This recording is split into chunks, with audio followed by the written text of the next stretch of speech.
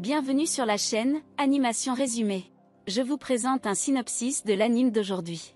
Magic Adventure of Sinbad. Pendant une nuit, une puissance énorme a été ressentie à travers le monde.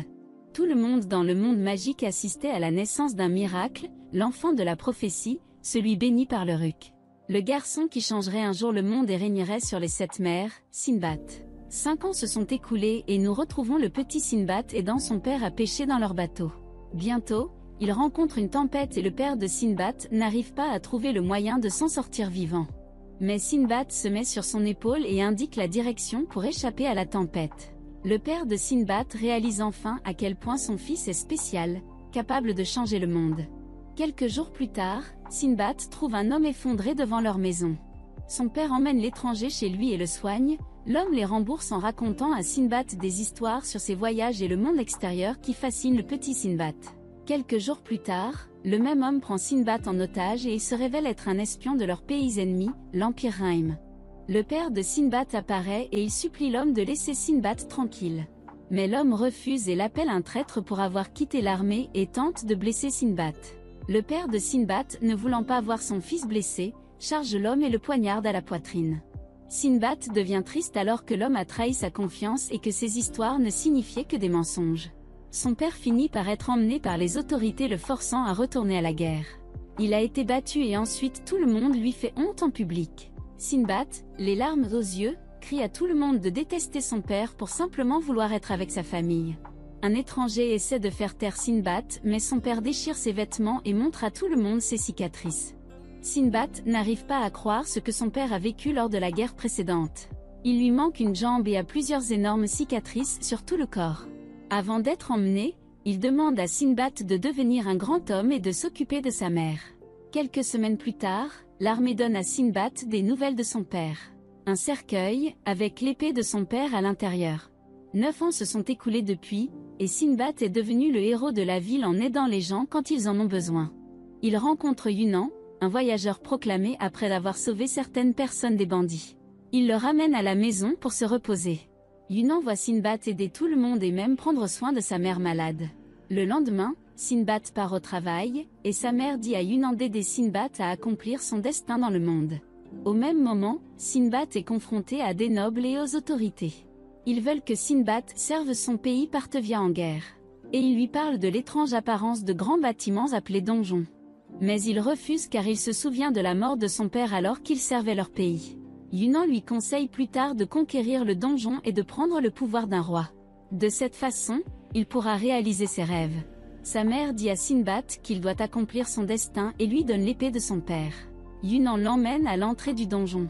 Sinbad y pénètre et obtient enfin sa première aventure dans un nouveau monde. À l'intérieur, un monstre lui charge soudainement dessus et le tue immédiatement. Il remarque également un autre monstre qui était sur le point d'attaquer l'homme noble et le tue. L'homme se présente à Sinbad mais comme son nom est trop long, Sinbad l'appelle Dracon. Il commence à tuer des monstres autour d'eux. Il voit aussi un énorme monstre voler au-dessus d'eux et ils font un plan pour passer à une autre porte. Dracon veut que Sinbad se sacrifie pour le pays mais Sinbad refuse. Dracon quitte alors Sinbad et court vers la porte mais ne peut pas l'ouvrir. Un monstre le voit et s'approche de lui et l'emmène avec un souffle d'éclair. Sinbad chevauche les vagues de l'eau qui jaillit des formations rocheuses. Il combat le monstre avec son épée et le poignarde finalement. Le monstre se cristallise et laisse une clé pendant qu'il disparaît. Ils ouvrent la porte et entrent dans la salle du trésor. Sinbad touche une lampe et un djinn nommé Bal apparaît demandant qui veut devenir roi. Sinbad exprime son désir du pouvoir d'un roi, mais Dracon le réfute, car il veut aussi être roi. Et donc, Bal propose qu'il se batte en duel pour le pouvoir d'un roi. Dracon épingle Sinbad et tente de le tuer. Mais Sin tient la lame avec ses mains et frappe Dracon, qui s'évanouit presque. Dracon se souvient qu'il a promis à quelqu'un qu'il ne mourrait pas et continue le combat au poing. Sinbad continue de le frapper jusqu'à ce qu'il l'assomme presque. Mais Dracon se relève et les deux se chargent l'un l'autre. Sinbad obtient le coup de poing final et remporte le duel. Le djinn reconnaît Sinbad comme son maître et lui donne le pouvoir d'être roi. Sinbad se réveille à l'extérieur du donjon et rentre à la maison pour découvrir que sa mère est gravement malade. Il la surveille et écoute ses derniers mots. Elle dit qu'il est devenu un grand homme, tout comme son père. Sinbad prend enfin sa décision. Pour obtenir le pouvoir et changer le monde. Au cours de son voyage, Sinbad est témoin d'un homme essayant de tuer une bête marine. Sinbad interfère et utilise son pouvoir de djinn pour tuer le monstre et sauver l'homme. L'homme se présente comme Ina accompagné de sa sœur, Pipirika. Sinbad demande alors à être emmené dans leur village et à rencontrer le chef de la tribu. Le chef du village d'Imushuk dit à Ina d'enquêter sur un donjon qui est soudainement apparu près d'eux. Sinbad le déconseille, leur révélant que c'est un endroit dangereux. Ils ne le croient pas, mais Sinbad leur dit qu'il est le premier conquérant de donjons au monde. La nuit, pendant qu'il dort, il est attaqué par un gamin assassin, Jafar, qui, tout comme Sinbad, appartient au royaume de Parthevia, qui veut assassiner Sinbad et prendre son pouvoir. Il se défend contre Jafar avec sa magie et interroge Jafar. À un moment donné, Sinbad exprime à quel point les parents de Jafar doivent être déçus de lui, mais ce dernier révèle fièrement qu'il a assassiné ses parents quand il avait 6 ans. Sinbad manque toujours à ses parents et gifle le visage de Jafar, qui se libère et utilise un écran de fumée pour s'échapper. Plus tard dans la nuit, Pipirika révèle et demande à Sinbad de sauver Ina, qui est allé au donjon, s'attendant à le capturer. Sinbad arrive à l'intérieur du donjon pour sauver Ina, qui a été liguée par l'ennemi qui a récemment tenté de l'assassiner. Il s'engage à nouveau sur Ina et Sinbad tente de le sauver. Mais Dracon apparaît et tire sur l'arme de Sinbad. Jafar essaie d'attacher Sinbad, mais il le frappe facilement à l'écart. Jafar envoie ses kunais à Sinbad mais Ina le sauve en bloquant l'attaque. Il court dans l'eau et nage pour s'échapper et trouver un chemin dans la salle du trésor. Dracon et ses hommes les rattrapent enfin, et le djinn nommé Valfor leur lance le défi d'acquérir son pouvoir. Ils participent tous et tout ce qu'ils ont à faire est de capturer un chat. Sinbad leur dit de travailler en équipe et ment sur le fait de rester en dehors du défi. Mais ils capturent le chat de toute façon. Ils se plaignent tous de ses mensonges, mais il explique qu'il est le seul à vraiment vouloir et mériter son pouvoir. Il révèle qu'il veut créer son propre royaume et apporter la paix au monde. Mais il sait qu'il ne peut pas tout faire seul. Et leur demande de devenir ses alliés et de le rejoindre dans son voyage. Ils parviennent à un accord, mais le groupe d'assassins émet soudainement un rux sombre de leurs âmes. Leurs rux se combinent et forment un énorme démon. Valfor dit à Sinbad, Dracon et Ina qu'ils peuvent sauver les assassins s'ils percent le cœur du démon. Le démon les attaque et les frappe sur le côté jusqu'à ce que sa main soit coupée. Sinbad essaie d'utiliser son pouvoir mais le monstre capture son épée avec sa main coupée. Ina active le pouvoir de son arme en forme de corne et transperce le monstre, sauvant les nouveaux camarades de Sinbad. Mais la haine de Jafar ressuscite le monstre une fois de plus.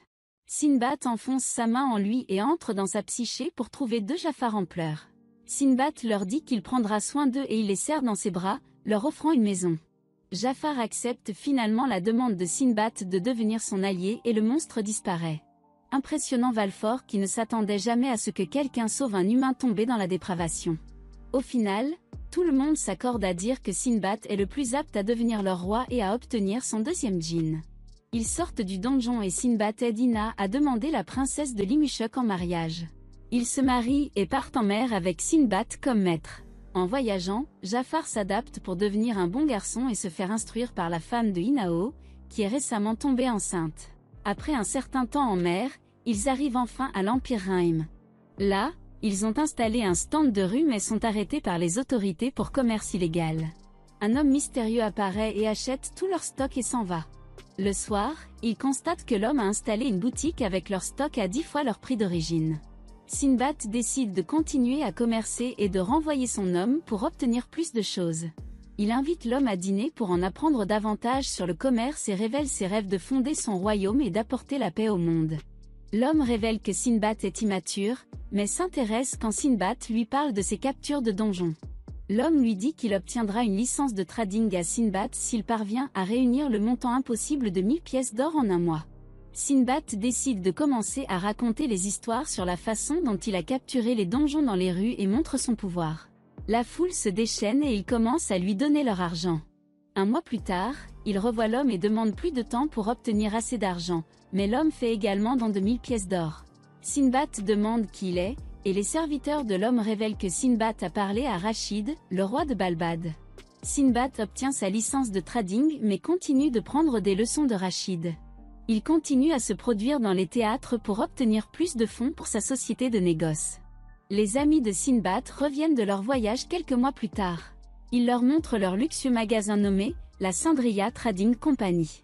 Sinbad, Inao et Jafar partent en voyage vers le royaume de Sazan. Ils ont besoin de plus d'alliés et d'un accord commercial.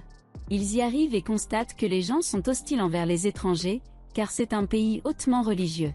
Ils découvrent que pour obtenir une alliance avec le royaume, ils doivent parler avec le roi chevalier, qui est aussi le chef de la religion. Ils vont au restaurant pour manger et sont approchés par le prince du royaume, Mistra, leur demandant de lui raconter des histoires sur leur voyage.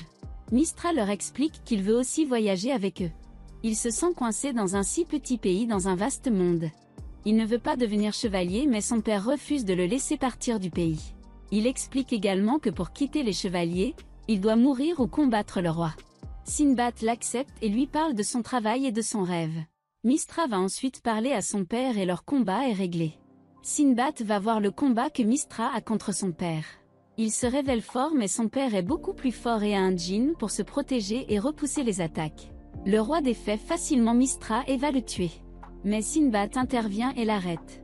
Il révèle que le roi n'est pas un messager de Dieu parce qu'il détient également le même pouvoir. Ils disent que si Sinbad gagne, il emmène Mistra avec lui et obtient une alliance commerciale avec la nation, sinon, ils peuvent simplement le tuer. Le combat commence, et les attaques de Sinbad sont facilement déviées vers lui alors que le roi n'est pas touché. Le roi devient arrogant parce que Sinbad ne peut lui infliger aucun dommage. Mais Sinbad révèle finalement qu'il peut dominer le roi à tout moment. Il libère son équipement djinn complet du corps, prenant la forme de balle. Il frappe le château avec un éclairage de l'extérieur créant un énorme trou dans le toit et aveugle tout le monde dans le processus. Il emmène le roi dehors et s'envole avec lui vers une région isolée de montagnes. Le roi ne croit toujours pas à la différence de pouvoir, mais Sinbad lui montre qu'il peut détruire n'importe quel pays du monde. Il pointe son épée vers les montagnes et utilise son Bararak Seka pour détruire cette montagne en même temps. Il révèle au roi qu'il a besoin d'alliés. De plus, il explique que d'autres pays utiliseront le pouvoir du djinn pour mener des guerres et conquérir des pays plus faibles. Le roi réalise la vérité et accepte l'alliance de Sinbad car il soutient son idéal. Il laisse le prince partir avec Sinbad et représenter leur nation dans leur voyage.